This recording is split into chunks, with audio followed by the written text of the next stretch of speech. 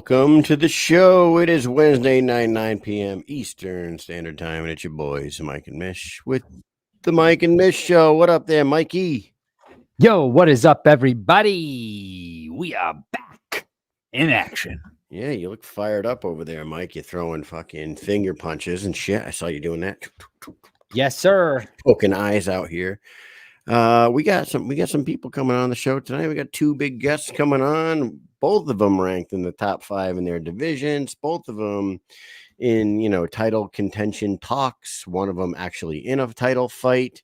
We're going to start off the show with the 3-0 featherweight James Get Down Brown, who has himself a nice little 3-fight resume in the BKFC on top of a very impressive MMA record. And he's going to be fighting a guy he's been asking for a long time, HD Davis, down there in Hollywood on the 13th.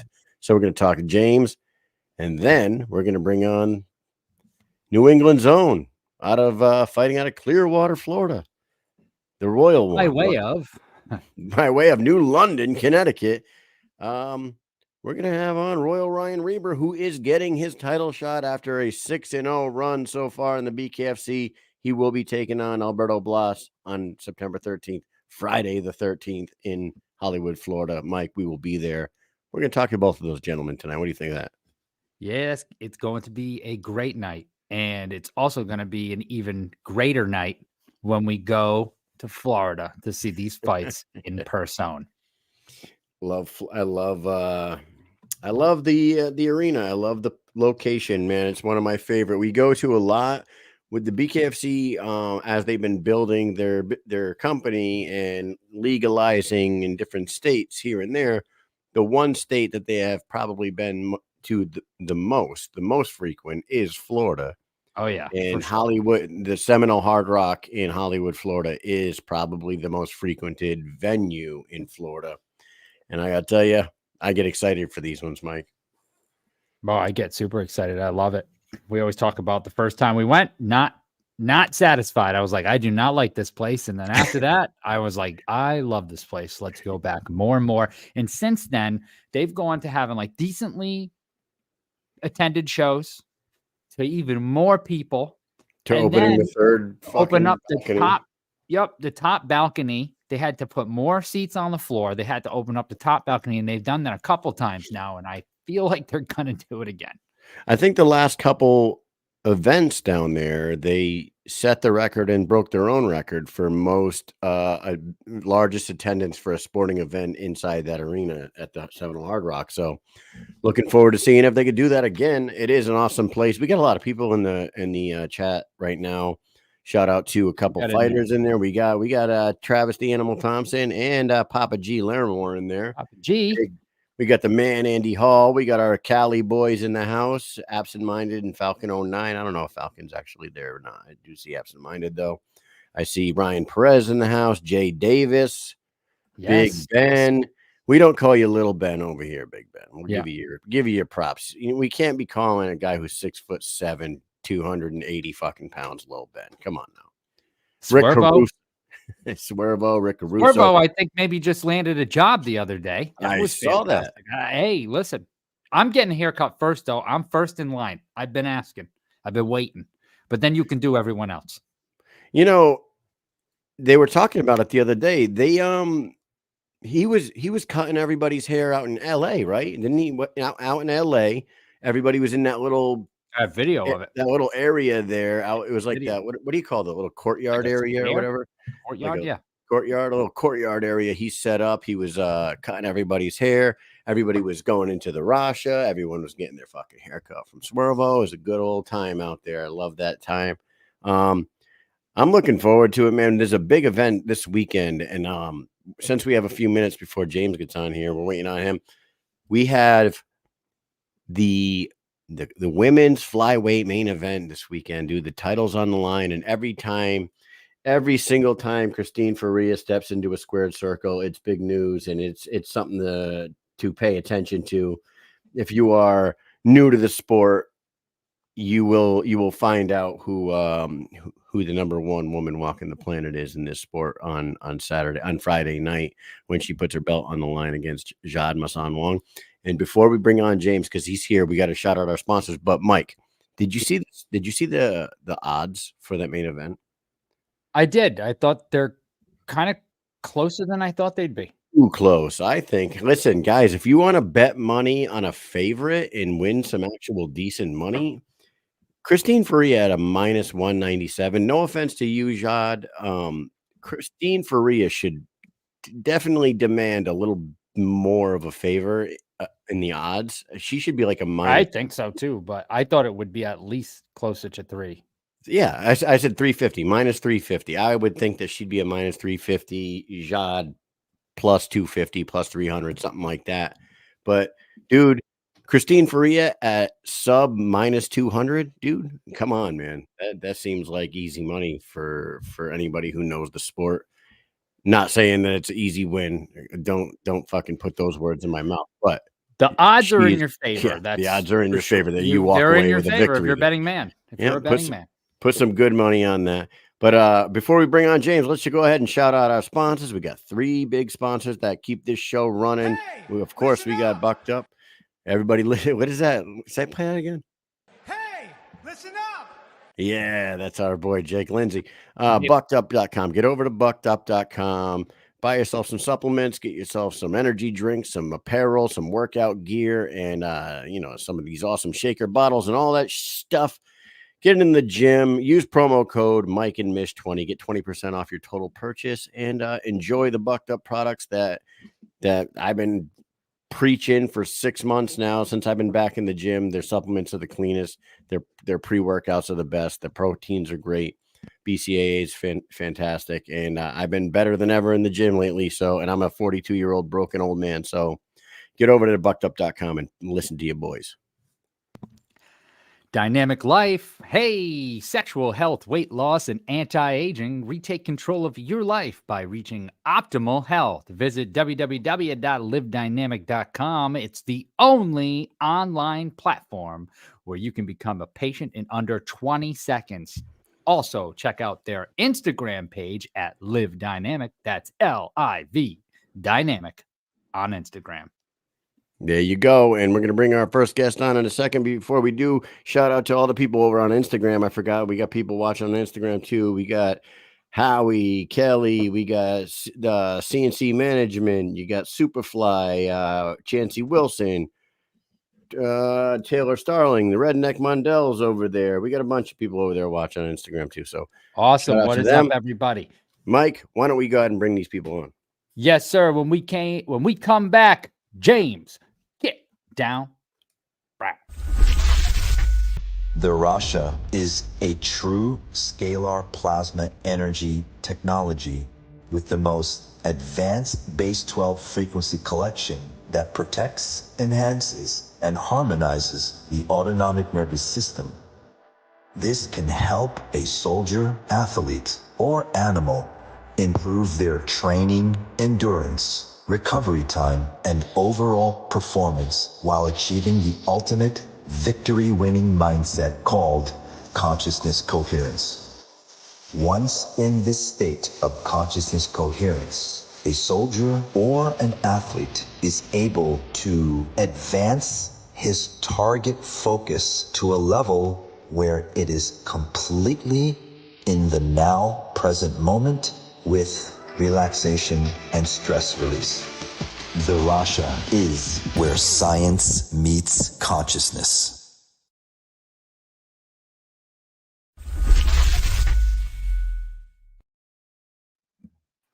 There he is, the number 4 featherweight in the BKFC featherweight division, taking on another top fiver, Howard Davis, on September 13th in Hollywood, Florida. There he is, James Get Down Brown. How are you, sir? I'm doing well. What's up, guys? How y'all doing? Doing all right, man. Welcome back to the show. It's good to see you.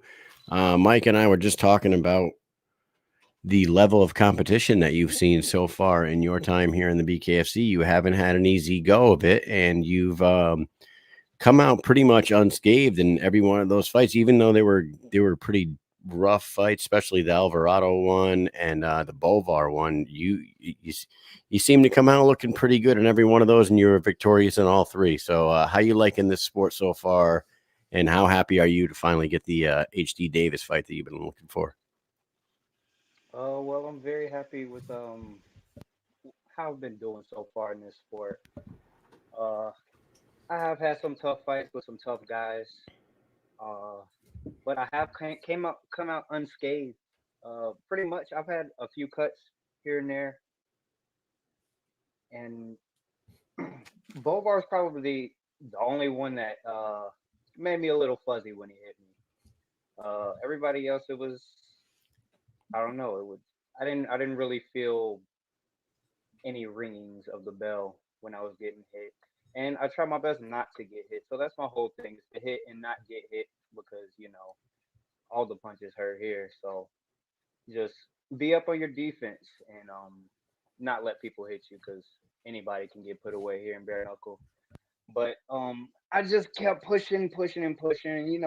Haven't really been myself here lately because I've been talking a lot of trash. But I finally got the fight that I've been looking for. So that's why I've been running off at the mouth, and now I got this HD Davis fight.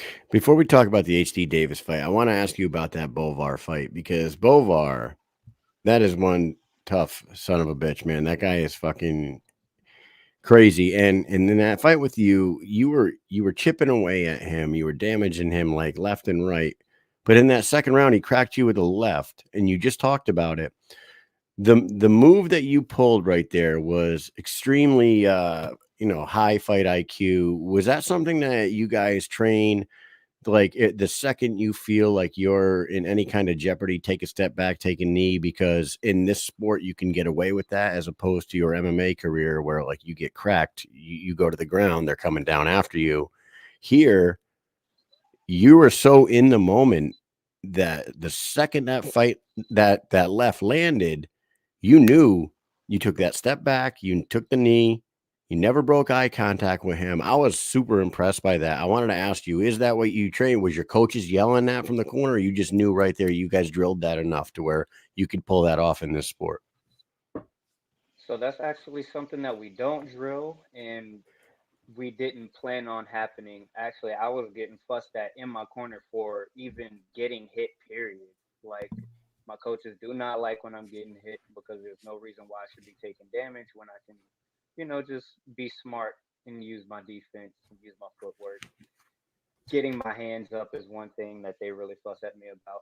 But uh, in my mind, I wanted to have a really quick turnaround after that fight because I'm sick of not fighting. I want to fight anybody. I want to fight everybody. So I didn't really want to take a lot of damage. And when he hit me with that shot, and Bovar being the guy that he is, he threw like 530 punches his last fight, and I did not want my back on the ropes. So when he did have me a little bit rocked, I was like, you know what?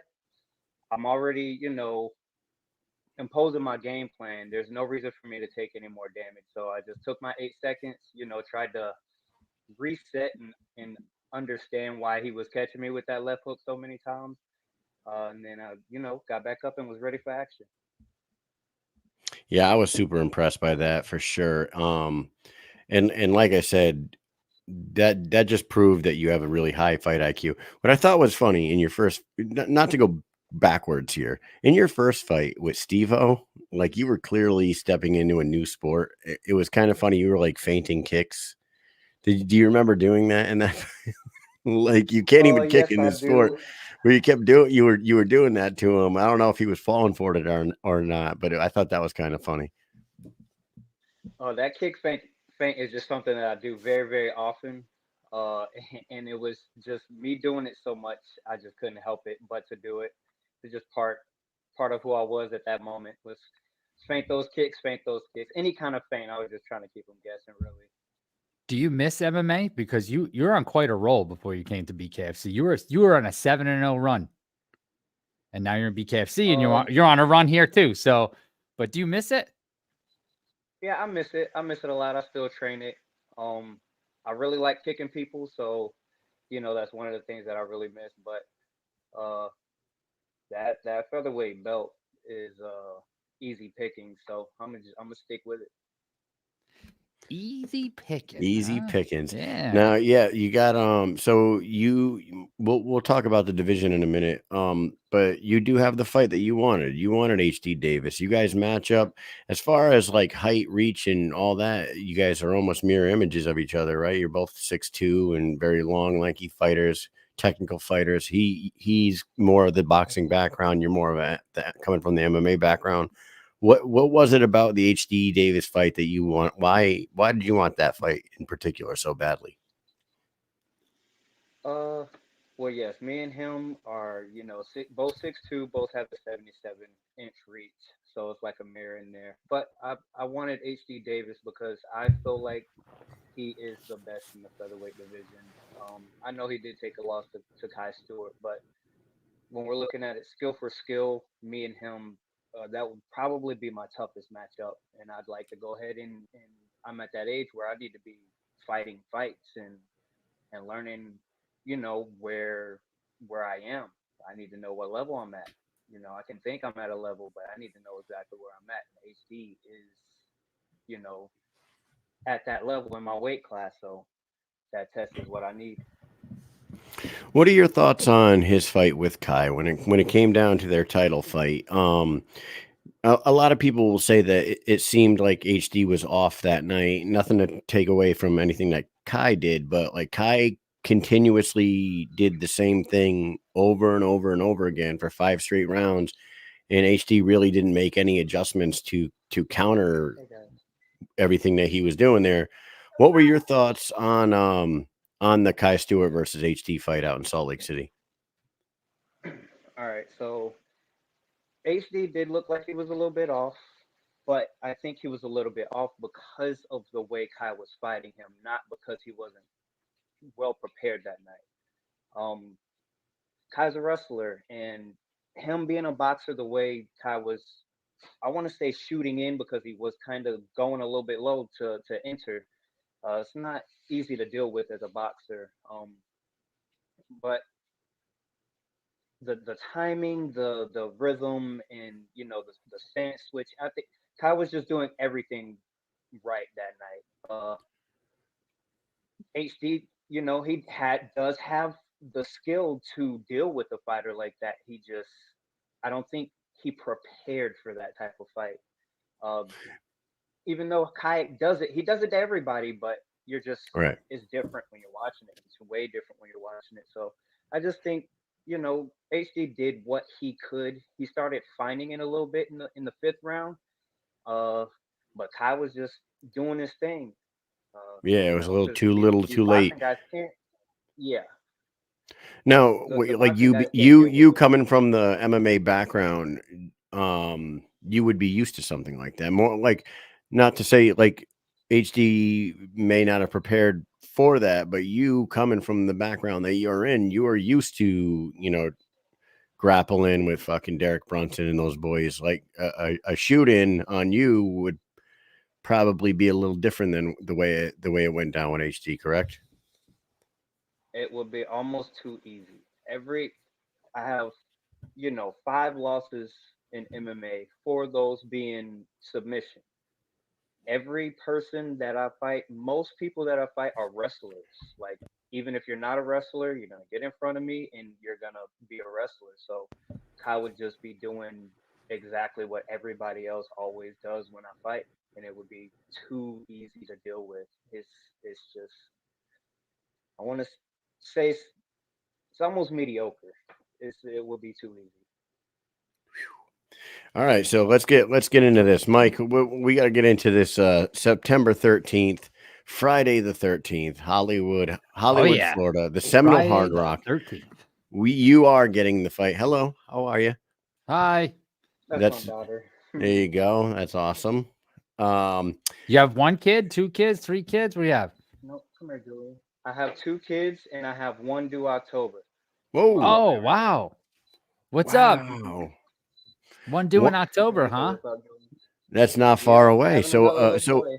so a victory in September would be a nice way to cap off your year before you welcome in the next. You said a little boy, right? Yep, it There would you be a go. nice way to set that off. And I'm a little my jealous birthday's on the here. ninth, so I'm a Yeah. little bit jealous. I have 2 girls. I've been trying to Oh get man. that boy, but my wife is like, no more kids. But I'm not having it. Oh man. She might be I'm not You gotta watching having right it. sneak now. one in there, man. You got to You I'm sneak gotta one. trying sneak to one in sneak them there. in. Oh, that's Hey, great. hey, you might be pregnant. Just letting you know. I snuck Yeah. one in there.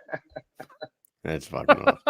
Hey, listen, I got Oh, 2 man. boys, so I'm the opposite of Mike. I have 2 boys, and I got no intentions on ever having a daughter or wanting a daughter. I'm very comfortable with my testosterone filled house.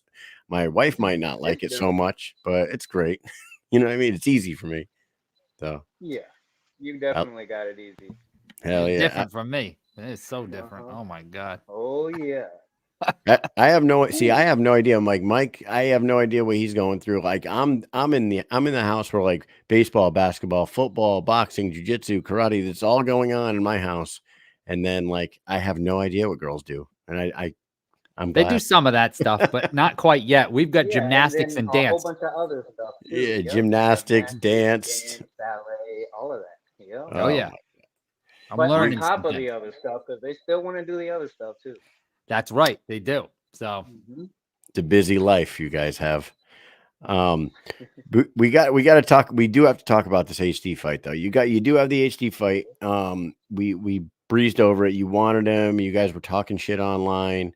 Um, you're like we said, as far as build and body, body style and all that shit. It's all mirror image, but different, totally different skill sets coming into the ring on September 13th. How does a fight between HD, the traditional boxer who has, 9 bare knuckle fights under his belt, who has fought a lot of really tough competition, a lot of experience in the sport compared to your 3, we'll be honest there, but you know, you're no rookie in the game of combat sports. So how does this fight go down September 13th between you and HD? I feel it can go a couple different ways. HD is really sharp. Um, I'm not exactly sure how good he is. He looks very, very good, on video. But I want to see how it is when I'm in there because I feel like I'm better. Uh, my brain's telling me, you know, stay humble. Uh, don't underestimate him. This guy's probably one of the most dangerous in the division. But my heart is telling me go out there and do what you do because you're better than him in different areas, and I feel like I can get the job done. Either just like my other fights, the doctor, like, hey, that's enough, no more. He's just gonna keep going and keep doing this, or I knock him out. I knock him out in the 4th round.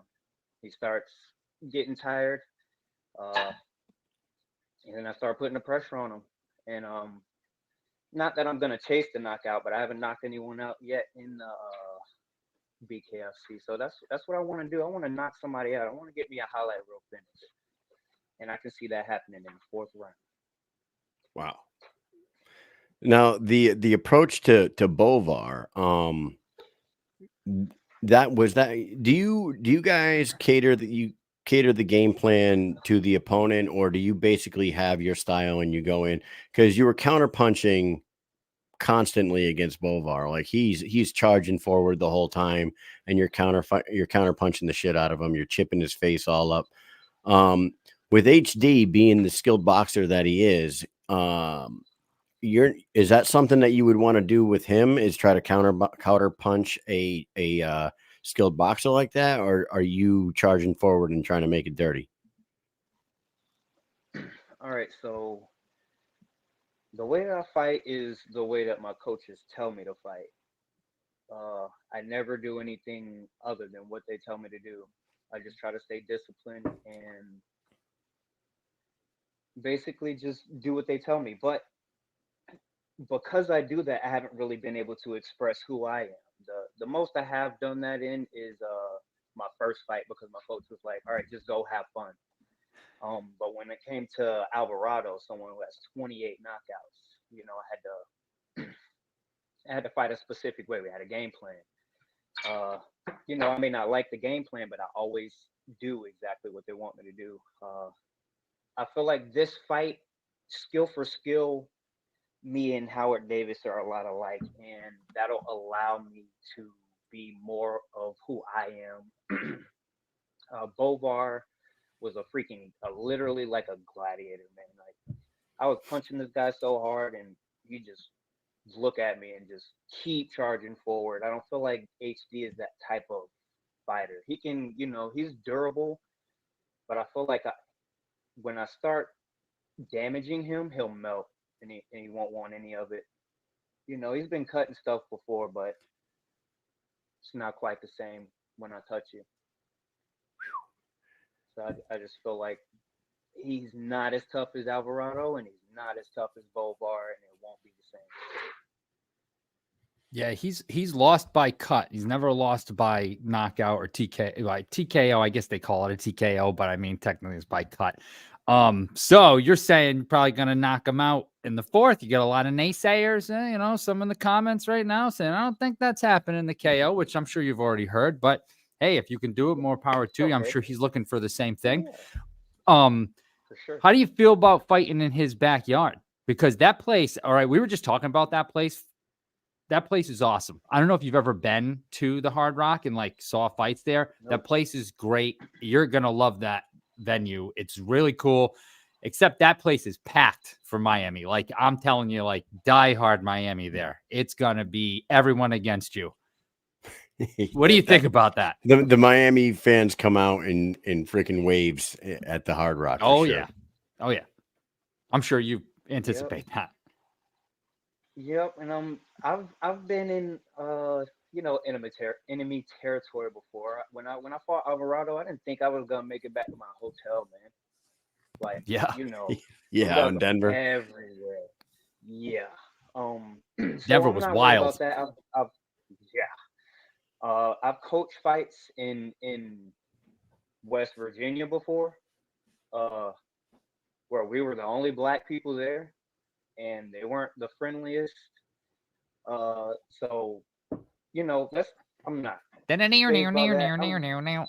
straight out of Deliverance. It wasn't very fun. It was not fun. But that doesn't bother me. I'm not going to be focused on the crowd, focused on his friends or whatever. It's going to be me and him when we get in there. Tunnel vision. And the coaches. Oh, yeah. James, you mentioned the night you fought Alvarado out in Denver and thinking that was going to get a little crazy. Without going into long stories here, me and Mike will tell you a story. When we see you down in Hollywood, Florida, this coming September 12th, 13th, 14th, we'll tell you about us getting 17 guns by the Denver police pulled on us that night. Yeah. The night of BKFC 41 in a parking garage in downtown Denver. True story. I was like this with my hands up with the SWAT team pointing guns right at me. Yeah. I was like, whoa. Elvin Brito can second that. He was with us. So was DJ Tony. DJ Tony says, this story needs to die with a bunch of laughing faces. Yeah, he was there. He knows. I'm not coming to Florida for that kind of fight. No, this was in Denver, so I think you're going to be okay in Florida. You'll be all right. Okay. Yeah, Florida's much cooler, I think, as far as man, that shit was crazy. Hey, we're going to be down there, James. We're excited to see you back, undefeated. You did fight once already this year. I'm sure, like you said, you want to be more active. Unfortunately, February to September is quite a little gap here. Maybe you go out there, look great. They're talking about 3 big events in December this year. Maybe you can jump on one of those. Andy Hall is in the comment section right now. So Andy's listening. He knows you want to be busy. So you go out there, if you do get a win over HD Davis, that puts you right in the conversation for next in line, maybe for Kai, or maybe you fight Brandon Allen. That's another guy who's been out there. He's been ranked number 1 in the division for a while and hasn't been fighting. So, maybe that's another guy. That would be an interesting fight for you as well. Before we let you go, is there anything you'd like to say to the audience, to sponsors, to friends, family, anything before we let you go? Yep. While we're on the subject, Brandon Allen just waiting on the title shot. That's why he's not fighting. I've been trying to fight that fool for like a year. I'll take Brandon Allen, Brian Duran, and Louis Lopez on the same night, and I still come out unscathed. But shout out to Derek Brunson, Dre Hurt, my coaches, everybody at Brunson's MMA and Fitness, all my friends and family members that helped me, all my sparring partners. Thank you guys. All my students at Brunson's MMA. I can't do it without you. Yeah, I love everybody. Even the people I've been talking crap to. I'm just trying to get a fight, guys. Don't just come on now. I love everybody. All right. Hey, I love it, man. You got some Shift MMA guys over here. The Redneck Mundell says bullshit on that Brandon Allen call there. So we want to see that fight. They want to see that fight. Hey, I will go up to 185 and beat the snot out of Mundell. That guy is trash. Oh my gosh. Oh, I'm not even joking. Actually, you can fight my coach Derek Brunson, and I'll have him flat line you in the first round. Let's get Derek Brunson over to bare knuckle and fight Derek Mundell, Brunson in the 185. Derek Brunson in the BKFC against Dave Mundell. That's what that you're would saying? be cool. Yeah, Let me write that. I'm writing that down right now. Write that down. I just wrote that down. We're And gonna make a post about that one. El Gallo Duran just jumped in here too. He says he getting his ass beat. He says you're gonna get your ass beat. Brian El Gallo Duran. Hey, listen, Duran, shut up, boy. You an amateur. You're an amateur, and I'm a pro. Step down. You look horrible versus Kyle. You barely landed a punch. I don't even want to talk to you. Sit down. Again, I would need to fight all three of you guys in the same night. Just go somewhere. Wow. I can't wait for September 13th, James. Thank you for coming on here. I'm excited about this fight even more now, and I'm excited to see what happens after the fight, no matter what the outcome here. Mike, do you have anything else for James Brown before we let him go? James, thank you so much for coming on, man. We can't wait to see you in Florida. Everybody else better be tuned in. I'm talking about dialed in, laser vision, lightweight. Davis versus Brown, September 13th, BKFC 66 in Hollywood, Florida. BKFC app, you better be there or be square, as we say. Hey, man, thank you so much for coming on. Everybody who's watching, make sure you're watching this damn fight or you're just missing out, man. You're missing out. Stay tuned because when we come, fight of the year, you heard it here. Stay tuned because when we come back, we will be joined by Royal Ryan Reber. Take it easy, James. Thank you. Thank you.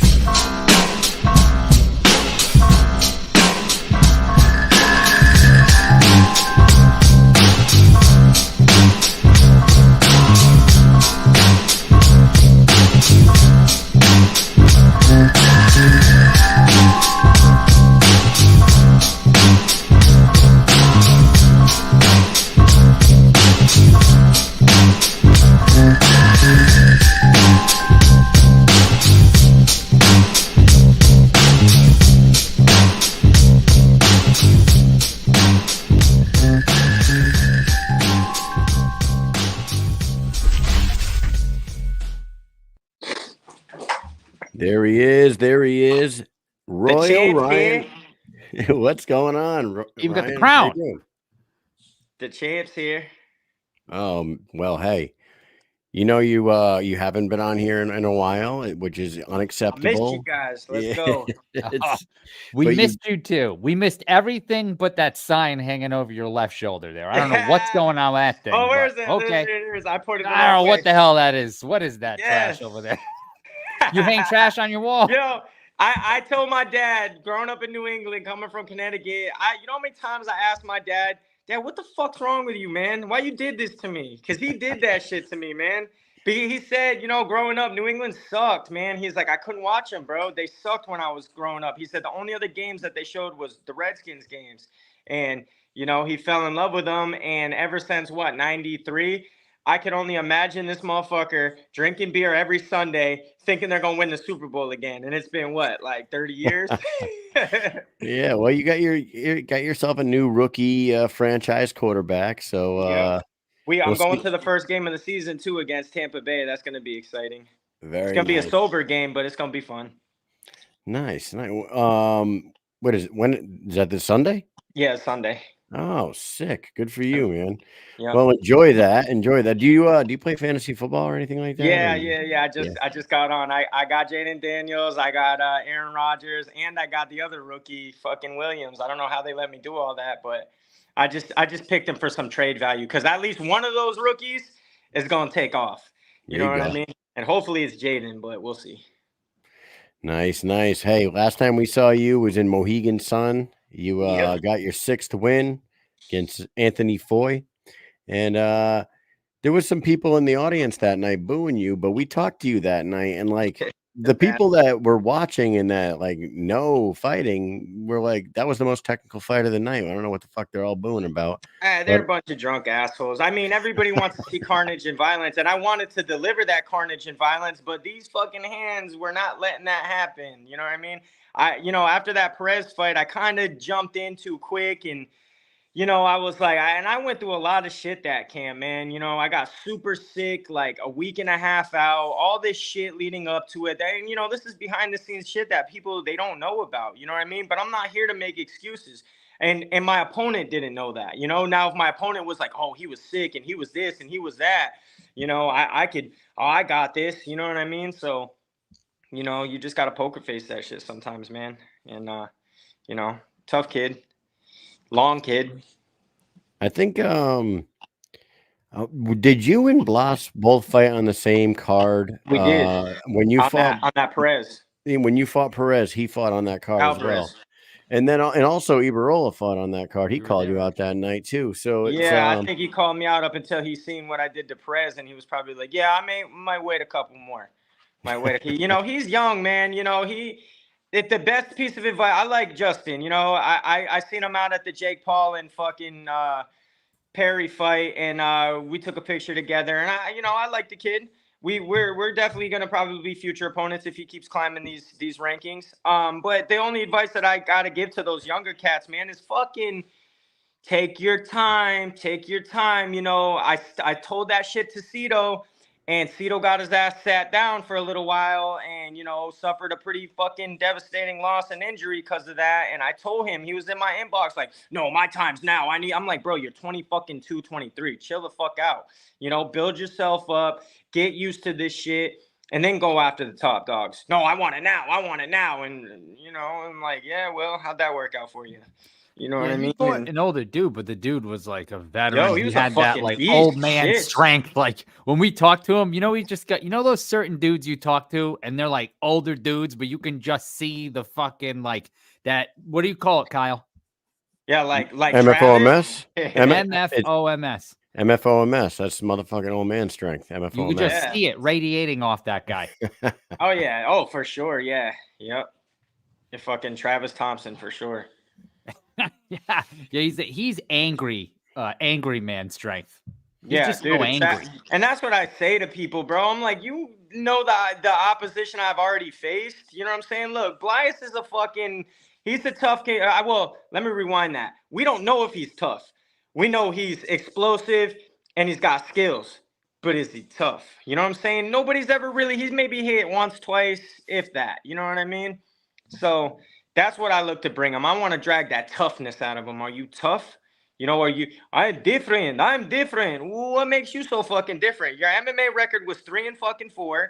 You got kicked out of that shit, and you came over here to our sport and got fucking spoon-fed a couple of fucking nobodies. Then you fought a Hurt Alvarez, and then you fought a fucking Richardson that we all don't know where Richardson's head was that night. I feel bad for him, man, because Richardson's my dog, man. I really like Richardson. And nobody was expecting that shit. You know what I mean? And look, you're coming against a sharp, mentally, physically, emotionally, spiritually, Royal Reber. And that's what I'm going to bring to the table come September 13th. And I ain't got shit to lose. I didn't have shit to lose fucking doing this. You know what I mean? I had nothing to lose, man. And that's just my mentality. And I'm gonna keep that same mindset, man. It's just another fight. It's just another night. You got some haters in the comments here. You got let them rip. you got one person here, I believe it's Ryan Perez. I don't know. I'm pretty I sure. mean, fucking Ryan Perez. I don't know. Wait, He says he can't wait to see you get smashed. What do you think of good. that? I think him and his boy fucking ducked me. Him and fucking Jared Grant hauled ass to duck me. So you know what, Ryan? I mean, talk your shit now, bro. I don't matter to me, bro. Like they had to fucking strategically figure out how he was gonna sign me and use fucking guerrilla warfare to do that. You know, fake blood work. Like you an asshole, bro. You know what I mean? Like it speaks for itself. I don't. You know what I mean? Like fuck you, bro. I mean, who else? You know what I mean? Like he ain't even in it. Like he was the top dog for a while, had all the fighters, and then he started faking blood work. You know, dude, I just talked to HD. You know what I'm saying? HD was the one that was like, bro, I couldn't believe what he was talking about you. Oh, you was a sacrifice for that game bread, and we had to sacrifice Reber. Like, what kind of fucking manager is that? You know what I mean? Like, fuck him, bro. Whew. Wow. Yeah, I mean, Real you know, shit. like let it all hang out, bro. Like shit, I didn't have no beef with dude. I still don't got no beef with dude, but fuck him. You know what I mean? Like talk that shit. You know, he's not getting there to fight. What the fuck happened to Jared Grant? You know what I mean? Like, come on, bro. Wow. Well, that's a whole nother story here. I think we can do a whole podcast on that after your fight with Alberto Blas. For those out there that are not him, though, there are a lot of people that think that Alberto is extremely explosive and faster and more powerful than anybody in that division from the little bit that they've seen. What do you say to those people? And what what they have seen in the small sample size with Alberto in this sport compared to the many rounds that you've displayed in the BKFC? What do you got to say to them? I mean, tune in September 13th and we're gonna fucking find out because this is the top of the top. You know what I mean? Like Alberto's there for a reason, yes.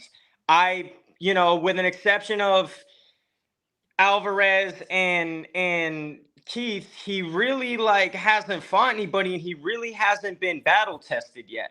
And that's all I'm looking out to go out there and do is battle test him, and we're gonna see how fucking tough he is because I'm fast, I'm powerful. Yeah, I don't come out there and just blow my load in one. I'm a little more strategic, a little more patient, you know what I mean? A little more smarter. Like that rushing in there to get the job done quick shit can get you fucked up quick. You know what I mean? Like, and I got power. Ask fucking Rick Caruso. You know what I mean? Like, I got fucking power, man. I broke this man's fucking skull. You know, the power's there. The accuracy is definitely there. You know, so people talk your shit. Everybody thinks, you know, like even Foy. Oh, I know exactly how I'm gonna beat him. I beat you every round, dog. You know what I mean? And like sometimes I downplay to my opponent. You know what I mean? Like it happens, you know, and everybody's got something going on or an excuse, and people don't know these things that were happening behind closed doors. The amount of pressure it is to go into fucking Connecticut, being sick, having injuries,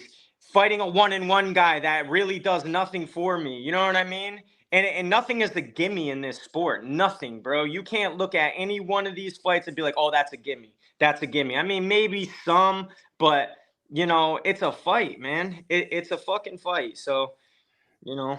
Hey, before you say something, in the comments on Instagram, Dave Mundell quoted, I think it was a Conor McGregor quote, maybe, but I could be wrong. Speaking of Blas's speed and power, he says timing beats power and precision beats speed. Isn't that what Connor said before the Aldo well, fight? and I mean, and look at that shit. Jose Aldo was on a what fucking 12-year streak or some shit, and you know, my man went out there and got him, man. And I'm catching the same vibes towards to Blas, man. He's, you know, he told me when I talked shit to him a little bit in his inbox before he fought Keith.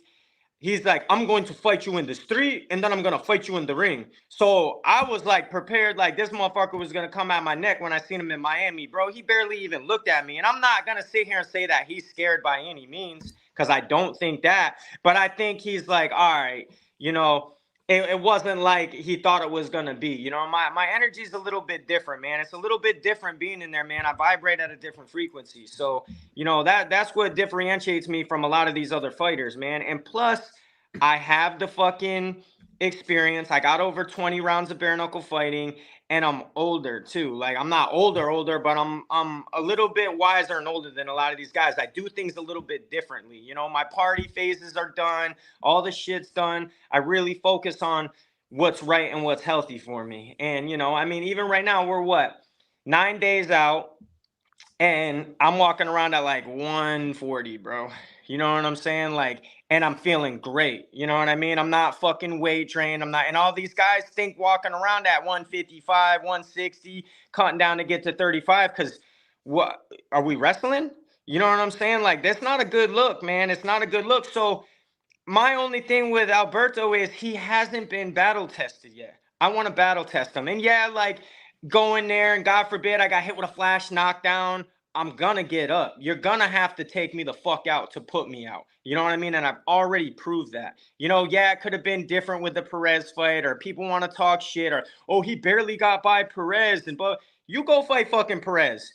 You seen what he did to A Sample? A Sample was the talk coming up for a little while. They're like, oh, A Sample, like, you're on his radar and he's so good and da-da-da-da-da-da-da. And fucking Derek ran right through him. You know, and yeah, he didn't run through Keith, but once again, it's a mental game. You know what I mean? Obviously, he wasn't in the right mental place. And I mean, none of these dudes, Alberto ain't out here knocking people out cold like fucking Lorenzo Hunt. You know, they ain't snoring. They're getting knocked down and they're quitting. They're like, oh, fuck that, bro. And like I said, the only other one was Keith, bro. Like, Keith, I still can't comprehend that. But who knows, man? You know, he could have had a lot of shit going on mentally. He could have cut too much weight.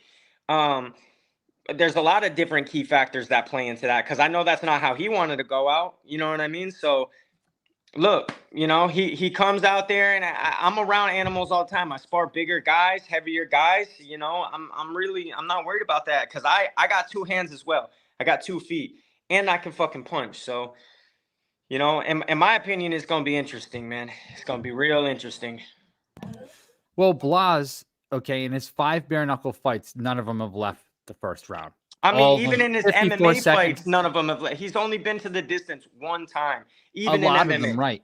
So he goes. He's lost some decisions. He's lost submissions, but yeah, a lot of them are in the first round. He's got 112 as his longest fight. He's got 110, 1 minute, 112, 47, 54.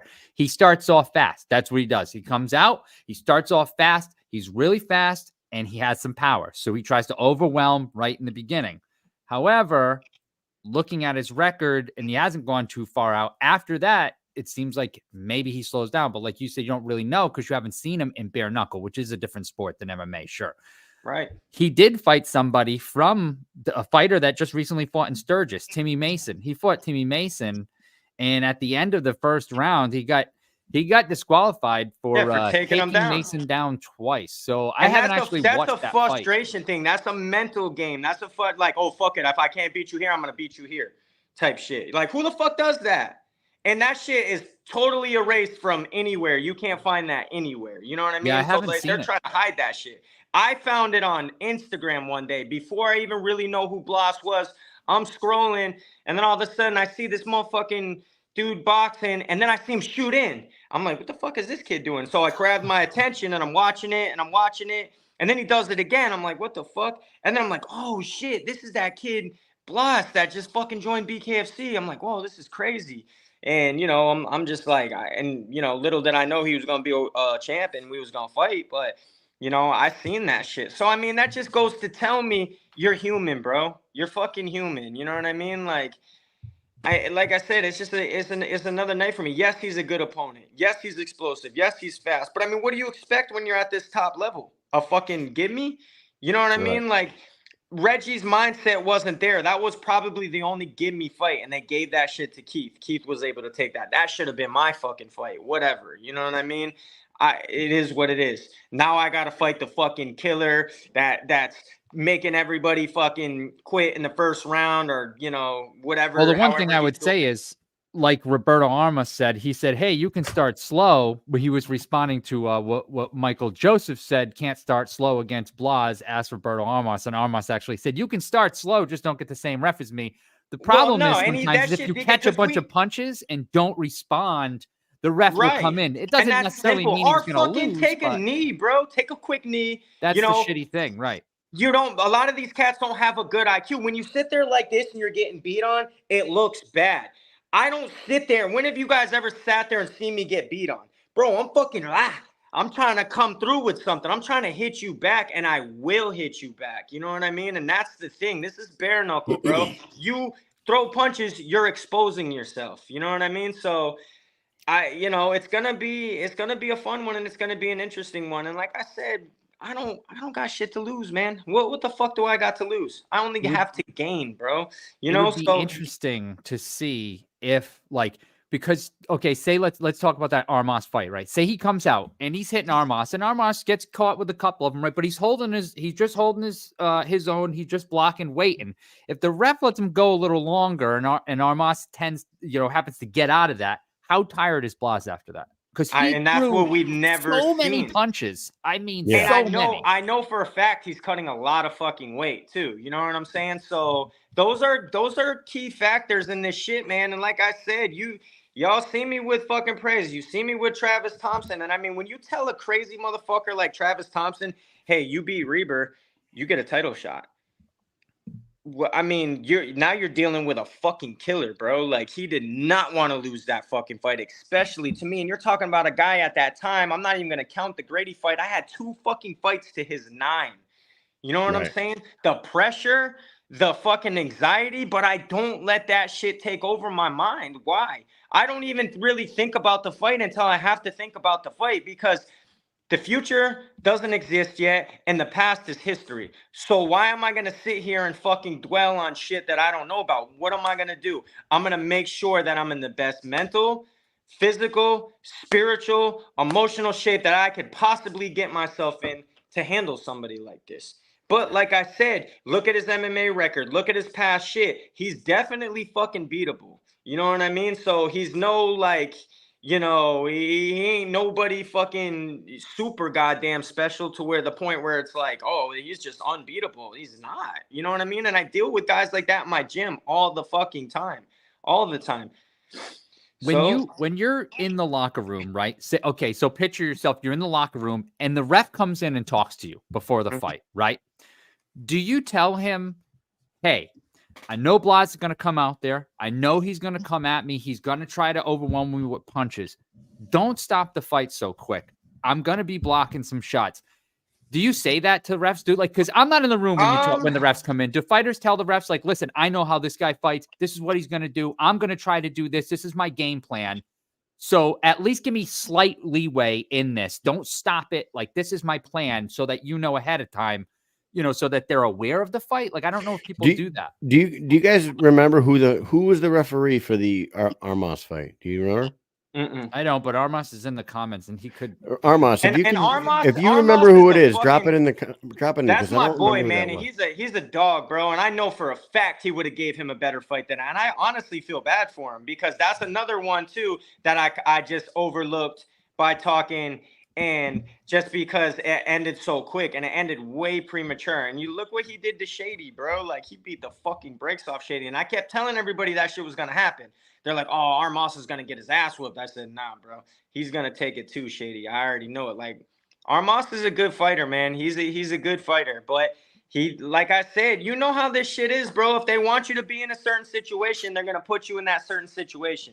And it's up to you. So I already know, you know what I mean? I'm not going to sit there and try to fucking, I'm going to counter. 1, boom, boom. I'm going to be throwing back on his ass. I'm not just going to try to eat punches. And I mean, that's my fighting style. I'm a counter fighter. So, and so is he.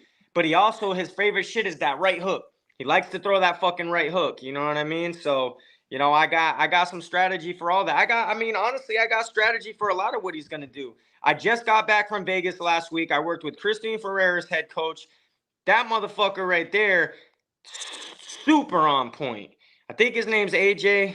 But man, even in those 2 days that we were there with him anyway, he put me on to so much shit. And then I worked with his guy who's fighting Mark Irwin for the 135-pound belt. You know what I mean? So I'm just soaking up all this knowledge and all this stuff. And I got Dave Mundell, and I don't know what the fuck James Brown was talking about coming up in weight. He ain't even getting past my dog HD. And I like James Brown, you know what I'm saying? But for him to fucking say he was going to come up to 185 and Mundell's trash, bro, Mundell was the reason why I got with his personal trainer, because at first looking at Mundell, you're like, oh, he's kind of chubby. He doesn't look like he can fight that good. And then you watch him fight, and then you watch him train, and I watch him spar elite athletes out there. And I'm like, yeah, that man's good, bro. I don't know what the fuck he's talking about, but I think the ref was Kerry Hatley, by the way. Was it? Because I remember the reason why I asked who was it. I was wondering if it was a new ref, because I specifically remember us, Mike, having a conversation with Big Dan Mergliotta and Andy Glenn in like a hotel lobby, and we were asking them about that. Like, do you judge when to jump in on a fighter? And he's like, oh, absolutely. We have to know who these fighters are before we get in there. If we know a guy is more prone to weather a storm, and then come out of it, then we gotta give him his shot. You know what I mean? That's why I was wondering if that was a referee that wasn't very familiar with these guys, and maybe he just, jumped in a little too prematurely there. Yeah, you never you never know. But I mean, honestly, why instead of just taking the fucking punches, why don't you get on your bike and get out? Why don't you take a knee? Why don't you throw a fucking punch? You know what I mean? Like, there's a lot of unanswered. And if you know how the kid fights, why play into his shit? I got a couple little things that I plan on doing in there, which I'm not gonna quite disclose on here.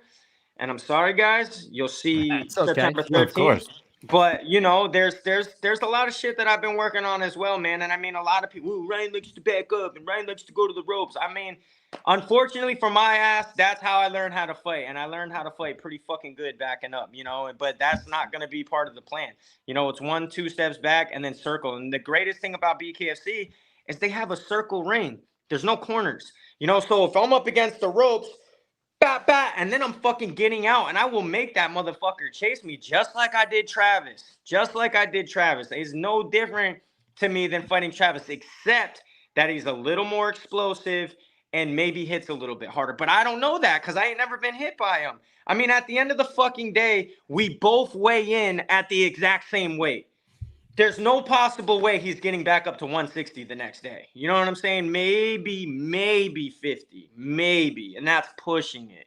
You know what I mean? But I doubt it. Like 45 tops. Because if you can go from 135 to 150, or even, 135 to 150, you're obviously consuming a bunch of bullshit. You know what I'm saying? Right. Like, even when I leave the gym now and I just weighed in at 138 because I trained fucking twice today. And then I got on my scale, weighed 138. I ate a fat ass piece of steak, ate some sweet potatoes, and drank a bunch of water and drank my coconut water and only regained maybe 2 pounds. You know what I'm saying? So like, for you to regain all that weight back, you got to consume a bunch of bullshit. You know what I'm saying? A bunch of fatty fucking bullshit. And that's not good for you, man. I take this as I'm a high performance sports car. You know what I'm saying? You can't put fucking water in a high performance sports car. You can't put sugar in it. You have to put the right kind of fuel in it in order for it to perform at a high level. So what I did this camp that I do differently from other camps is I really, really focused on my gut health. And I have the key to it. You know what I mean? I stumbled across this little remedy, and I'll tell it on this one like I told it on the other one. It's organic key limes with the seeds, because usually all of the fucking fruit that doesn't have seeds is fake. The organic salt, because that's what we're deficient in as humans, is a lot of magnesium and, other things. So you get that in the organic salt that comes from the fucking sea, not iodized salt, not even Celtic salt. This shit I order off a special place on the internet. And then I have the MCT oil that goes into it, or refined really good cooking oil. And then I use the cayenne pepper, and I put into a shot about this big, and I consume that 3 times a day. And what it does is it gets rid of the yeast and the mold in your gut, make you shit your brains out for the first couple times you use it. But you're really like, you're purging yourself of all that shit that's stuck in your gut. And when your gut health is bad, your mind is bad. It is your second brain. So a lot of people can't fucking operate on a high level because they're consuming bullshit, and you don't understand that. And eating clean isn't like, oh, well, I'm going to eat Chick-fil-A instead of Wendy's, or I'm going to eat fucking, no, bro, cook your fucking food. You know what I'm saying? Get organic food. I mean, sometimes organic is a sham too, but like, when it comes to beef, Get the good beef. When it comes to like, I used to not eat beef a lot. Now that's all I fucking eat. I'll eat beef 3 times a day. I'll eat that shit in the morning, for lunch, for dinner. You know what I mean? And you got to think these animals are consuming the grass and the minerals and all that stuff. So you really don't even need much more than that. You know what I mean? Like, I don't even eat a whole lot of fucking greens, man. I'll take like green shots or eat some spinach here and there. But when I tell you guys, it's been a night and day fucking difference for me. You know, for performance, I have so much energy. Like I said, I was weighing in at probably 140 when I got to the gym tonight. Normally, I'd be like, I can't do it. He put me through a fucking 35-minute straight class, you know what I mean? Or whatever he had me do. And then I went in there and did some footwork drills, you know what I mean? You're a fucking grown up now, Ryan. Well, and that's the thing. And a lot of these people aren't grown-ups. You know what I'm saying? They don't take this shit serious. Yeah. You're a goddamn grown-up. Like, well, and that's the thing. Man, I wish I knew that when I was 22. Well, fuck it. I know it now in my 30s, but I look like I'm still fucking, in my late 20s. You've said a lot of like, if anybody can take anything from this interview here is the maturity. You are clearly older as far as in age compared to most of the guys in your division, but also maturity as well, because fight IQ is clearly there. You're training differently, you're living clean, you're not partying. You've said a lot of different things here that should like ring in people's ears when it goes into you perform, because it sounds to me like you're doing every single thing you can to be at peak performance for your title shot, 100%. which is 100% what a professional should do. I want to go back to something you said. You were training with Mundell. You said a lot of people look at Mundell and think he's chubby and whatever, but I did see some training videos. What are you doing? Strength and conditioning with his coach? Is that what you're doing? Yeah. So I got a strength and conditioning coach. I got a mental coach this time around. I got, my regular boxing coach, because I can't just leave everything on my boxing coach. You know what I'm saying? He doesn't have all the knowledge for everything. And, you got to branch out. So, I let my personal trainer, handle the nutrition, the this, the that. And I got all my T's crossed and all my I's dotted for the most part. You know what I mean? And I'm able, by owning a barbershop, I'm able to train a couple times a day. You know what I mean? So one more thing. And this was earlier in the comments and I missed it. And DJ Tony just reminded me again, the GNAT system. That part too. Dude, I did that workout. Like, I'll have to clip some of that. Dude, we have a video of it. Ryan, so I was like a out of shape old soldier, and used to be in really good shape. And we go down there and we go into the fucking pizza place, and Matt is like, "You want to go out and do the GNAT?" And I'm like, we just ate. We went there to have beer and pizza. We ate 2 pizzas. Middle of the day, it's fucking 95 degrees outside. We ordered 2 pizzas and we're drinking beers at the bar. And he's like, "Come outside. We'll do a workout." And I went out there and I got on the machine and Mike filmed it.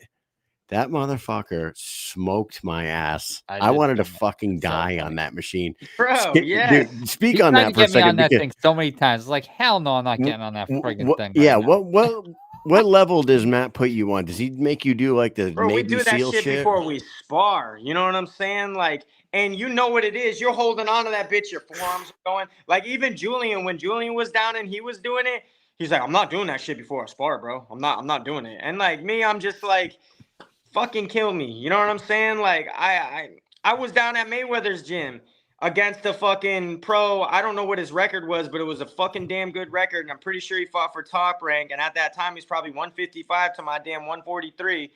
And I'm just like, fuck it, bro. I'm not even in the mental space to spar. Threw my mouthpiece in, gloved up, and I'm in fucking Mayweather's gym. You know how that gym is. You know how many doghouse wars you see in there. And then them knowing I'm a bare knuckle fighter. So, of course, he trying to fucking take me off the mat. And he couldn't even do it. And we only went 3 rounds, but it was 3 3-minute rounds. It was 1 minute less than I was going to fight. And he bruised my fucking hip a little bit. And I was like, yeah, nah, I'm good, bro. I was like, we did 3.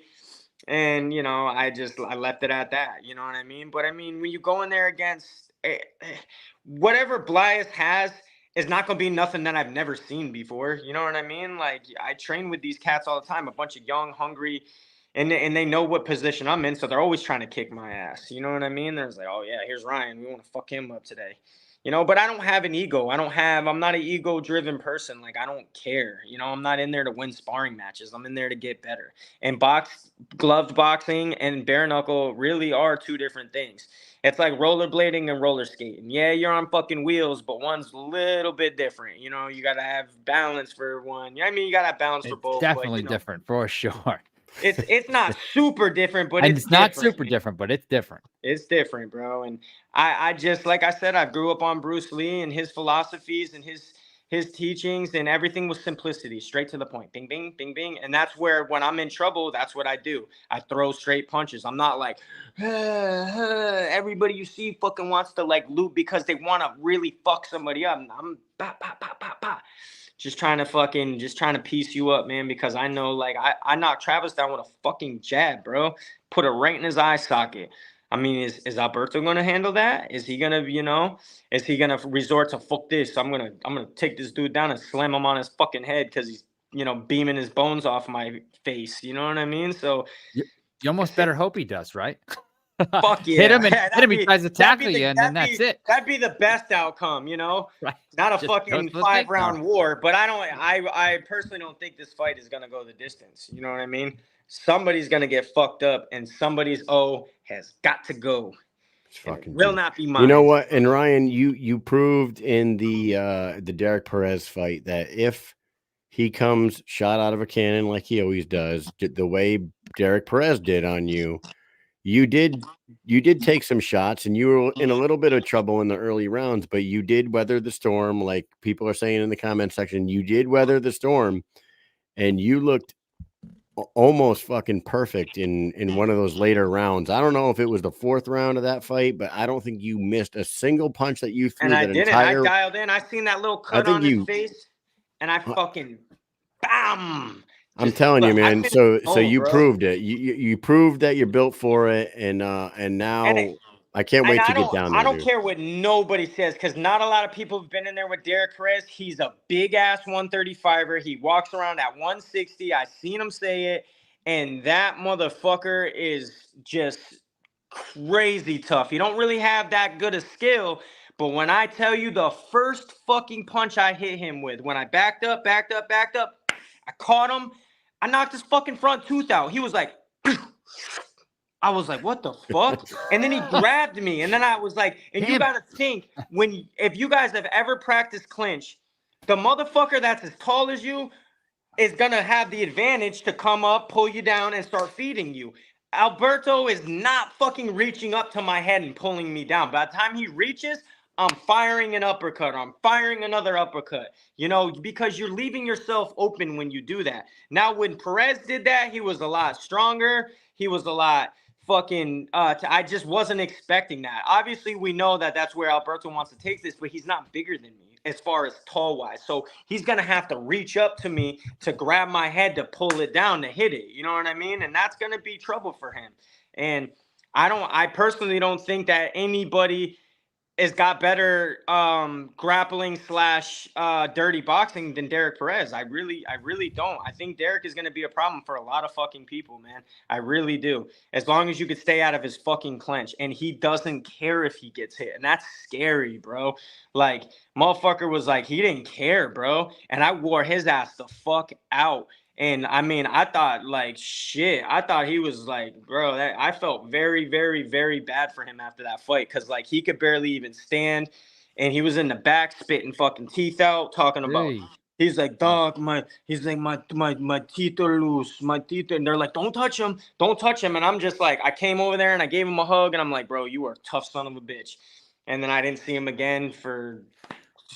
We saw him the next morning, and he was doing okay. He was, he was drank just some relaxing, coffee with and he us. had a Corona, I think. It was like the afternoon. My man, I owed him one. I was hoping to buy him one. I told him, and he's a standout guy too. I like a lot of the guys on the roster. Yeah, he was supposed to fight on the Sturgis card. Unfortunately, something happened with him back home, where he couldn't make it out, and he again soon. He was going to fight Papa G. Laramore's the beast too, man. Michael Laramore's the beast too. There's a couple of up and coming studs coming up, in the division for sure. I'm really looking forward to the other 35er on the card too. On Fuck's your his card? name? Yeah, AJ and damn, what the hell is that kid's name? Is it Levin? LeBron? Yeah. Oh, D'Amico LeBron. D'Amico Yeah, LeBron, yeah. that's gonna be a fucking fight, bro. Because that dude can scrap too. They both of them can really. You know that guy LeBron? He trains with a guy named Glenn Johnson, who was, I believe, the former IBF world champion who beat Roy Jones Jr. Yep. Defended his title against him. I just learned that this week. That's pretty cool that he trains with that guy. That's awesome. I love that. I do have a quick question. Did you have something to say about that? Sorry. Well, no, I mean, because I trained with a guy who beat Roy Jones too, Antonio Tarver. Nice. I got a lot of working with his son. Me and him still talk often. I learned a lot of shit from Antonio Tarver Jr. I can just imagine. I can just imagine what those guys can teach you. Oh yeah. Like they see things that like most people, even boxers, don't see. Like those guys are levels above. It's crazy. Right. And then you take all that shit and like I always say, I use Bruce Lee's philosophy. I use no way as the way, have no limitations as limitations. I essentially, I absorb what's useful, I discard what's useless, and I essentially add my own shit to it. You know what I mean? And that's like, and a lot of people are like, well, your boxing trainer is a world level class trainer and blah, blah, blah, blah. Like, to me, it's not even always about that because a trainer can only get you so far anyway.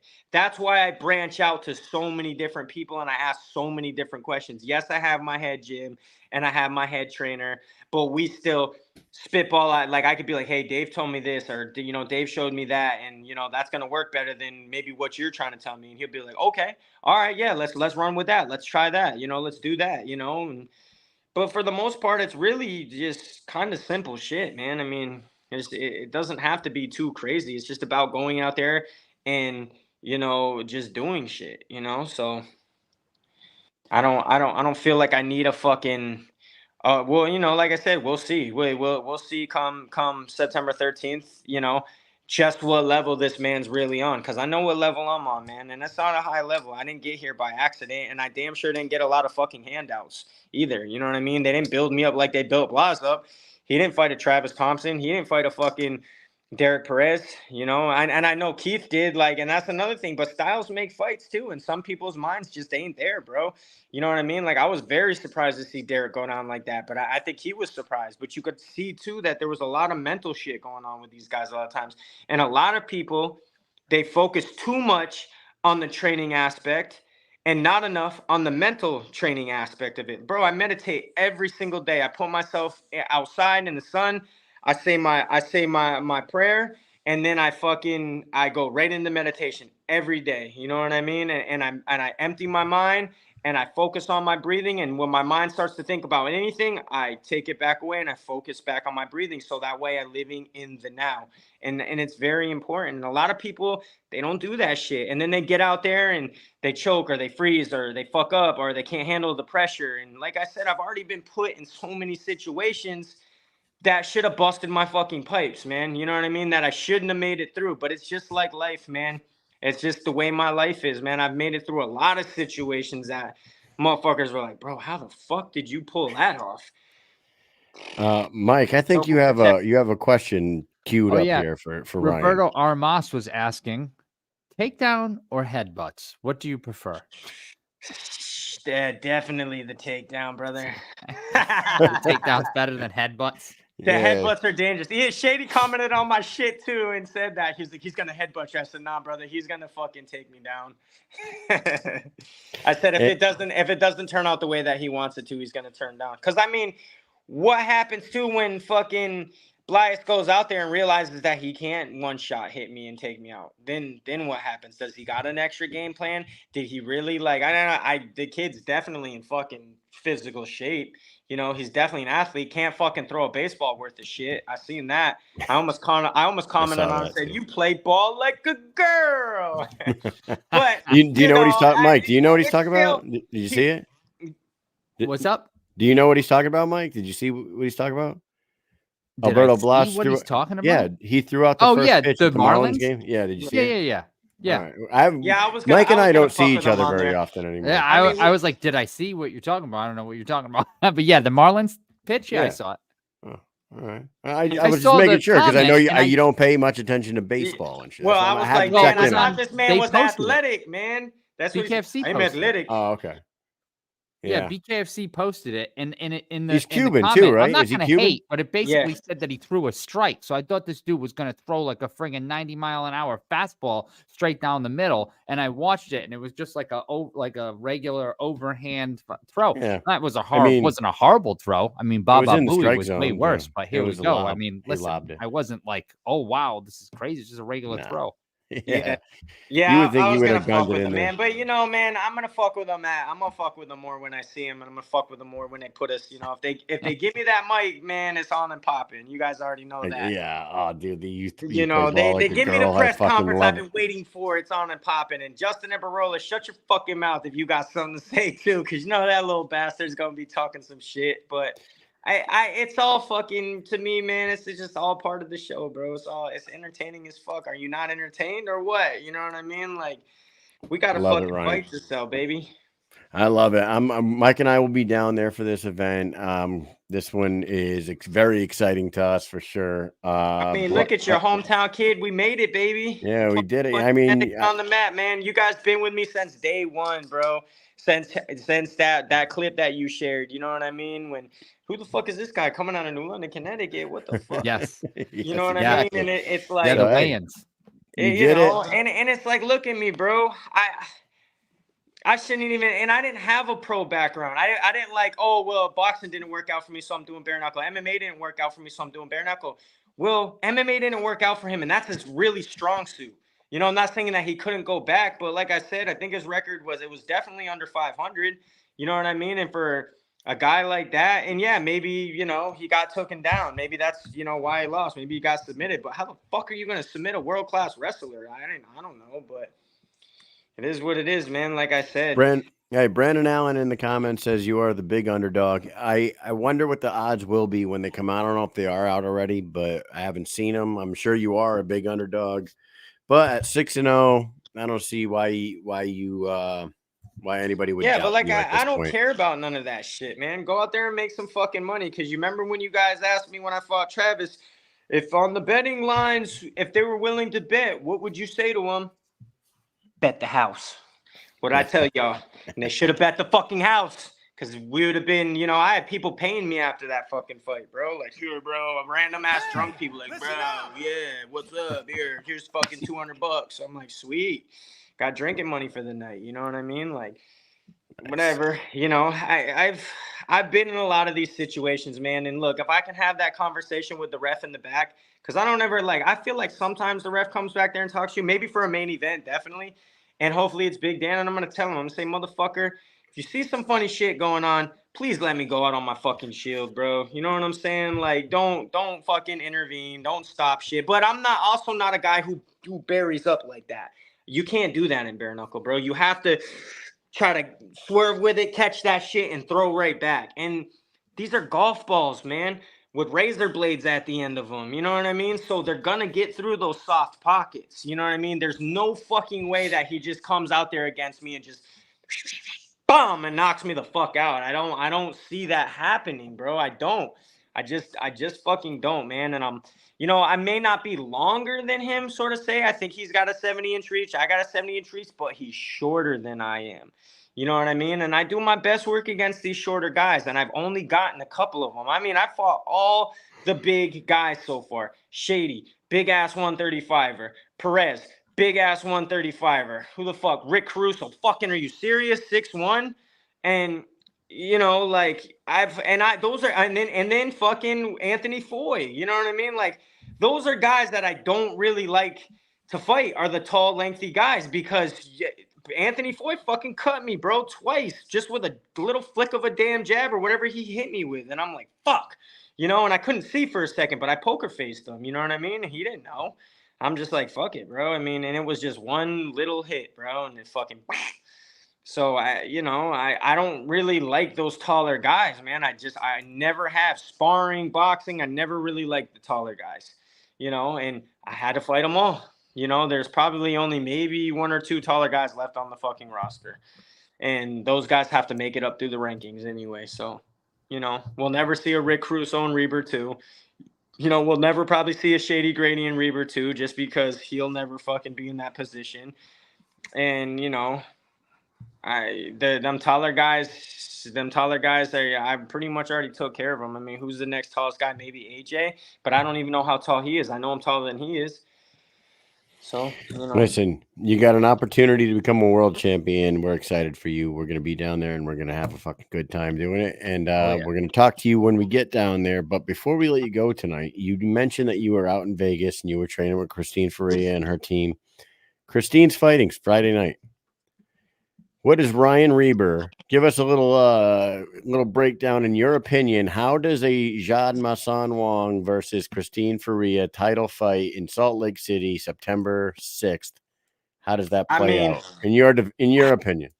I like Jade. You know what I mean? I think she's good. She's tough. She's fucking absolutely out of her mind as far as like I've never watched a girl just be so happy with violence. Like she fights and the whole time she's just fucking like she's getting off to it. It's crazy, bro. I'm like, what the fuck? But I do feel like Christine Ferreira is just that bitch she's on a whole different fucking pedestal, man. And the guy that she's training with, like those people out there, man, I don't see her losing, bro. I really don't see her losing. You know, I don't know, man. Jade might have a little bit of a chance, but there's no power in those guys, in those women. You know what I mean? So it's mostly like pop, pop, pop, pop, pop, like rock 'em, sock 'em. They go out there and they just start fucking swinging, bro. And it's like, who's gonna fucking either get worn out or quit first type shit. And Christine, man, she's fucking a beast, bro. I think it's going to be Ann Still. I think the only people that are going to give her problems are going to be like Jessica Borga, maybe, or just because Jessica's a bigger girl. You know what I'm saying? She got a bigger Jessica's frame. big, real big. Hard. You know what I mean? But maybe even a Crystal Pittman, maybe. You know what I mean? Like them shift boys over there, man. I'm so grateful to be right down the fucking road from them. You know, people can talk what they want, but Jihad's a fucking wizard over there, man. And I'm kind of disappointed that I didn't really spend a little bit more time with those guys like I should have, but I got Dave, and Dave gets everything from him, and I spend a lot of fucking time with Dave. So, that's my brother, just like Julian is, man. And Julian should be down for this one too. I told him, I said, hey man, fly in, he's bringing his lady and shit. So he's going to be down, and we've always been together since the beginning, man. So, I got a group of strong individuals around me, man. I got great energy individuals around me, man. And like I said, man, I'm looking to be new. I love it. Hey, you have yourself a blast this Sunday at the Redskins-Bucks game. Don't get into any fights. I can tell you this. Listen to this. Last time, you won't even believe this, Reber. Last time I was at a Patriot game, right? This is no bullshit. I got punched in the face at the fucking the DraftKings bar. But I took a fucking. That was the last time you were there? That was the last time I was there, too. So I'm at the bar with my cousin Kaylee. And the DraftKings bar at Foxborough is the worst thing they could have ever done in that stadium. Like that stadium. That's after we went, huh? They put a fucking bar in the stadium. Dude, they put a big. Oh yeah. Now, before you had to do all your hard drinking in the parking lot when you tailgate. Now that's what we do. We do. Right. But now you can do all your hard drinking in the parking lot. Then you go inside the stadium and you can get fucking mixed drinks and doubles and shit from this bar. Shit. Dude, so people are going crazy. So I'm at the bar and I ordered 2 drinks for me and my cousin Kaylee, and it is packed. Like I have people all around me, and this dude standing to my right and the guy standing to my left start beefing with each other. Right. So I'm like, stop. I'm like, let me get my fucking drinks. Let me get my drinks and let me get the fuck out of here. And they're like really getting into it. And I'm like, guys, I'm like putting my hands up like this. And I'm like, just let me get my fucking drinks. Dude, this dude over here reaches across. This guy swings and fucking hits me right in the side of the eye. Man. And I'm like, motherfucker. So I like he immediately stopped. He was like, immediately stopped. I was just I didn't mean to hit you, like, man. motherfucker. I'm like, let me get my fucking drinks. I get my drinks, dude. I backed away. They started fucking scrapping with each other. it was crazy. And my cousin Kaylee's like, I can't believe you didn't hit him back. I'm like, Kaylee, I mean, I'm fucking grown and I got kids. right. I don't want to But go you're to fucking- You're jail. not trying to get Patriots slammed by game. the fucking 10 security guards that are about to come. Right. They'll put I you in was the like, drunk Nah, tank in there it- too, and the it's the tickets are ego like thing, man. $400. You don't want to do that shit. yeah, It's an ego thing too. Like I'm the same. You know how many times I go to a bar with all my fucking friends, or we're all hanging out, or whatever, and these fucking idiots are getting into it over here, and I'm just like, I'm sitting back, bro. I'm like, yeah, I know how that bare knuckle shit goes. You guys are gonna be hurting tomorrow. yeah. It's just not worth it nowadays, No, dude. bro. It's Ain't nobody got especially- time for that. Yeah, Exactly. fuck all that, bro. Fuck all that. So with that said, Ryan Reber, you got a chance of a lifetime. You could become a world champion on the biggest company in the sport. You know, you got Feldman and Conor McGregor taking this thing to the moon. You could be their next new champion. Thank you so much for coming on here. You're always a great interview. We're proud of everything you've done. New England boy, New London's own Ryan Reber. Anything else you need to say to everybody that's going to be paying attention September 13th before we let you go? Man, just tune in, man. Just tune in. Tune in and new. And fucking new. Let's go. He's Love going to it. need a fucking army. He wants to beat me. I know all the Cubans will be down there, but they can't be fighting for him. I sold a lot of tickets, man. I sold about 15 grand worth of tickets, and they ain't even in my fucking backyard like that, bro. Let's fucking go. You know? And you know they like that shit, man. So I'm here to stay, boys. We'll see you down there, Ryan. We'll catch up with you down there in Hollywood. Thanks again for coming on here. Mike, do you got anything else for Ryan? Yes, sir. Ryan, thank you so much for coming on. Everybody else, September 13th. Tune in. Bantamweight championship fight. Alberto Blas versus Royal Ryan Reber. BKFC 66, Hollywood, Florida. Damn, it's a great place to fight. It's a great place to be. Make sure if you're not there live, which I feel like you're nuts if you're not, you should be buying plane tickets right now. But if not, get the BKFC app. You better be tuned into this card because it is going to be fantastic. I cannot wait. In just a week, we'll be flying there. We will see you very soon. Thank you so much for coming on. You're always welcome back. And we're actually doing a watch party Friday night. So tell your family to show up. Ryan, Yeah, I will. I'll tell my people to come through. I got you. For sure. Yeah, tell the Reber clan to come through and hang out at Tom. Tom's Same, You know my mom will be up there with her crazy ass. yeah, same location. I hope so. We I had miss Shannon. I have not seen her. Talked to her for a little while. Yeah, I'll send them up. I'm surprised. I'm surprised my mom wasn't on here. I haven't seen her. I haven't seen her lately. She's been a little probably bit. hasn't known, man. No. She's she's in the Instagram comments, Okay. and you guys can't see those for some reason. Yeah. So They so don't- with this it with this doesn't mesh platform on that we use, it only shows we can only see the Facebook and YouTube comments. But so I got to open a separate window like over here, and Yeah. I could see all the Instagram Yeah, ones. But well, your Shannon, mom's we in it. miss you. You should come to Mohegan Sun and everybody Hold else up. watching. If you're Bring in the my area. brother. He'll like that, man. There you go. Absolutely. Hey, thanks a lot for coming on, Ryan. Man, you We'll guys see know you. it, man. Hey, Mike, you got Everybody anything else? Everyone else, stay tuned. When we come back, we're just going to be bullshitting for a little bit. Take it easy, Ryan. We'll see you in a week. Take Later, care, bud. guys. See you. Later. The BKFC return to Utah Friday night, September 6th. What a night it is going to be. Salt Lake City! Big shot, there's the uppercut, power of the inside. That is the win for Christine Perea. Big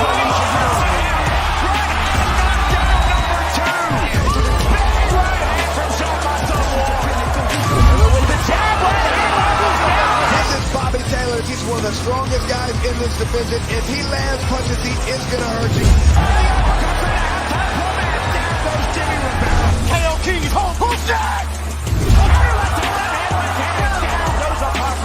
The electricity in this building is palpable. You are locked in for one of the best cards of the year.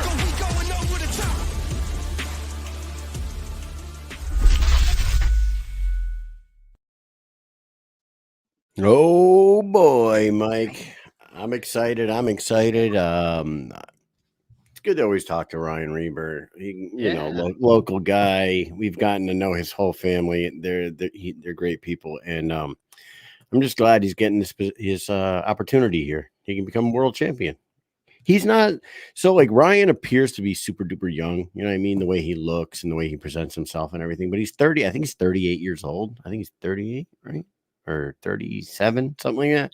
He's not 23, 24 like a lot of these guys out 37. here. 37. So he's older, wiser. I'm happy for him. And James Brown, man, 8 years older than Alberto Blas. Yeah. Hey, guess what, Mike? Tomorrow night we have another show. And on that show, we got 2 guests. Did you know that we have 2 guests tomorrow night? No, I didn't. Who do we got? Oh, well, we have Hassan I can't fucking say Hassan from Oh my goodness. I just fucked his last name up because I don't know. I didn't even hear it. I didn't know if you even said the whole thing. Al-Gaham. He's gonna tell us. He's gonna set. He's gonna tell us. He's gonna set our asses straight. He knocked out another fucking dude last weekend in Edmonton. This guy is from, I think, what do they call themselves? The Wolf House up there. Him and Lucanus come from the same gym. Those boys are doing their damn thing up in Edmonton, and he looked great the other night with another fucking knockout win. He's coming on. The Wolf House. Yes, the Wolf House gym got some killers up there. He's coming on. But after him, ladies and gentlemen, this just in, Nate Manis, the newest signing of the BKFC, straight from the UFC, 16-3, fucking bantamweight. I don't know if he's going to be fighting bantamweight or flyweight, but he is he's a beast, dude. 16-3 with 6 knockouts, just beat Jimmy Flick, and he's got he like literally just beat Jimmy Flick by unanimous decision 2 months ago in the UFC.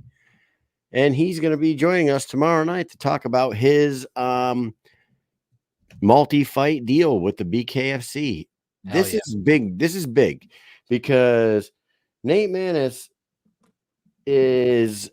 it's not like he's like a done MMA fighter that's coming over from the UFC to make one more run. This is a guy who's kind of in his fucking prime right now at 16-3 in MMA, coming from the biggest MMA organization in the world over to the biggest bare knuckle organization in the world.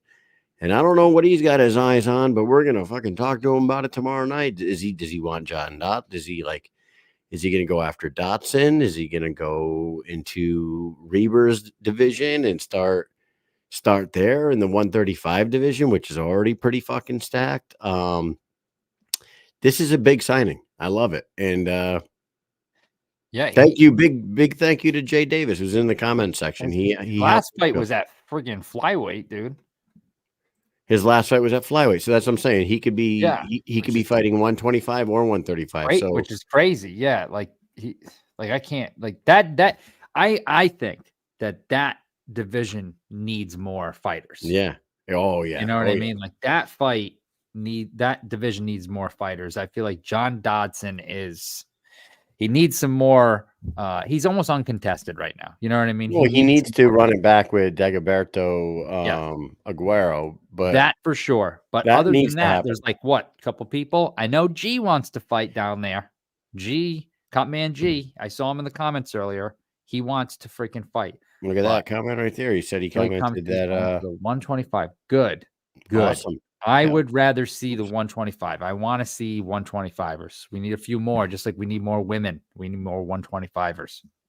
And we need more heavyweights, I think. Do you feel that way? I do. I think that there's some guys out there on the market too that could come over to heavyweight as well. I think I could be wrong, but I thought that Tuivasa might be done with the UFC. And I know that he's been on a bad losing streak over there at the UFC, but he'd be good over here. All you gotta do is throw hands, tie Tuivasa over here. That's all you gotta do. It's you don't have to do any of that. A lot of guys just want to knock people out, and like Derek Lewis. would love it. I mean, he's not going anywhere, but I would love to see him in BKFC. That guy just throwing hands. Imagine him with bare knuckle. Holy Instagram over here. I believe it is I forget his name, but he runs All In Management. yeah. He's commenting. Excuse me. Tyler he's talking about 125. He's talking Rambo LaFleur. He's talking Tyler Randall. Those are a couple good names that he's throwing out there. Conor McGregor is watching over there on Instagram too. So shout out to the man himself, who is now taking this shit to the moon, just like we talked about earlier. So To the moon. To the fucking moon. So That's I'm the excited, man. Tomorrow night we got the weigh-ins. We get the weigh-ins for BKFC 65 in Salt Lake City. Christine Faria versus Jad Masan Wong. But the co-main event, Jeremy Stevens and Bobby Taylor. This card out in Salt Lake City, I wish we could have got out there for this one, because I don't know, I always like to see Christine's fights live. They're always fun to see. And the Bobby Taylor, Jeremy Stevens one's going to be fucking fantastic. Those fights are going to be unbelievable. The thing is that, like, when people watch, and this is what I told somebody earlier, who I said, hey, are you going to come to the watch party at Mohegan Sun?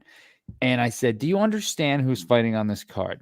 You have Christine Faria. I said, not only is she the champ, but she is the #1 pound for pound female fighter in the world when it comes to bare knuckle. I truly believe there is not a female on the planet that can beat her currently. Okay, sure, there is a fight coming up, and we are going to see. This is not counting out Wong, but so far, she has pretty much proven that she can beat anyone that is put in front of her. And it is definitely Wong who has to prove otherwise. She is unbelievable. And I don't think people really understand what they're going to see when they see her fight, because all of her recent fights are all of her past fights are insane. Even when she fought the #2 pound for pound fighter in the world, Britain Hart, who is the other champion, 115-pound champion, she's lost twice to Faria, and nobody can really beat Britain. So, like, that shows you how good Faria is. And yes, she is slightly bigger than Britain, but she is a powerhouse for sure. For sure. And now that they have so much buzz behind the sport, behind the company with the BKFC, maybe now with David and Connor like coming together on this thing with Triller and those guys, maybe they do have the pull now to pull in somebody like Chris Cyborg. You know, maybe Cyborg has that fight that she has coming up with the PFL. She's fighting the PFL champion or whatever. Maybe after that, she does like Chris Cyborg's been loving boxing. She's been doing well in glove boxing. I think she's like 4-0 now in glove boxing. She's doing good. But maybe now they do have the juice. They have the pull to pull in Chris Cyborg, because Cyborg, yes, it would have to be at 145 pounds, but I don't think that Christine Faria would turn down a 145-pound fight against. She would be significantly smaller against Chris Cyborg. Let's not get that fucking. She said she would do it, though. She said she will come up for Cyborg. She absolutely would. It would be Cyborg would have 3 inches in height on her and probably 4 or 5 inches in reach, but she would be coming down from her walk around weight is like 175. She'd be coming down to 145, and Christine would be fighting her at like her walk around weight. So it would be interesting to see the best to ever do it in this sport to fight the best to ever do it in MMA. Man, that'd be fucking amazing. And guess what? Maybe they could break out that Queen of Violence title. Break that back out, since that got, it was getting revealed, and they, let's pull that thing back. Well, hey, listen, it was made. I have to break that back out. The belt was made. Like they have a Queen of Violence belt made. Right. But I want to see somebody holding that thing up in the squared circle. Right. It's